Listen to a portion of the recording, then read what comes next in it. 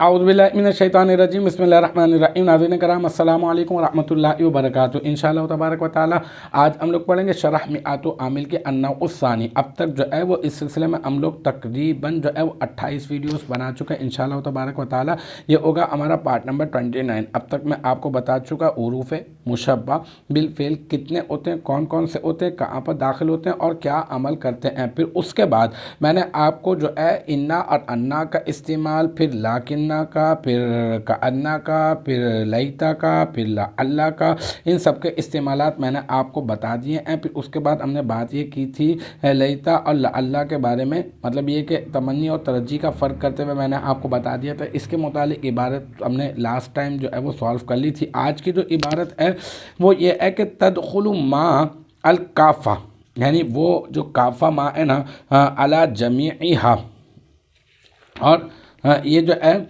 پس جو ہے وہ کیا ہوتا ہے، اور ان تمام پر ما کافہ داخل ہوتا ہے۔ تدخل ما کافہ علی جمیعہا، ان سب کے اوپر جو ہے نا، یعنی ان تمام حروف مشبہ بالفعل پر یہ ما کافہ داخل ہو سکتی ہے۔ ما کافہ کے بارے میں میں آپ کو تھوڑا سا بتا دوں۔ ما کافہ جو ہے وہ عمل سے روک دیتی ہے۔ جیسے انا زیدن عالم ہے نا، تو انا ما زیدن عالم ہو جائے گا، یعنی یہ خبر جو ہے نا عمل سے روک دے گی۔ اصل میں تو حروف مشبہ بالفعل اپنے اسم کو نصب دیتے ہیں اور خبر کو رفع دیتے ہیں نا، لیکن جب یہ ما کافہ آ جائے گی تو یہ عمل سے روک دے گی۔ تو تدخل ما الکافۃ علی جمیعہا، ٹھیک ہے نا۔ اب یہ جو تدخل فعل ہے، تدخل فعل، اور یہ جو ہے نا صیغہ واحد مؤنث غائب ہے اور فعل مضارع مثبت معروف ہے، ٹھیک ہے۔ اور ما جو ہے نا ما یہ ما موصوف ہے، موصوف، یہ یاد رکھیے گا، ما موصوف ہے، ایسی ما جو کافہ ہو، تو یہ ما موصوف ہے۔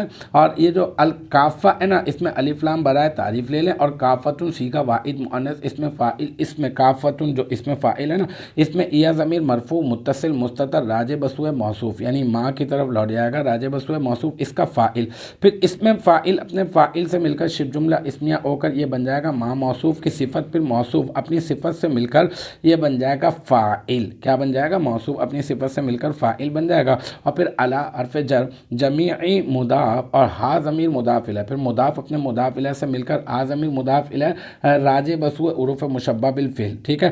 مضاف اپنے مضاف الیہ سے مل کر مرکب اضافی ہو کر پھر بن جائے گا علی حرف جر کا مجرور، اور پھر جار اپنے مجرور سے مل کر یہ بن جائے گا تدخل فعل کا ظرف لغو، پھر تدخل فعل اپنے فاعل اور ظرف لغو سے مل کر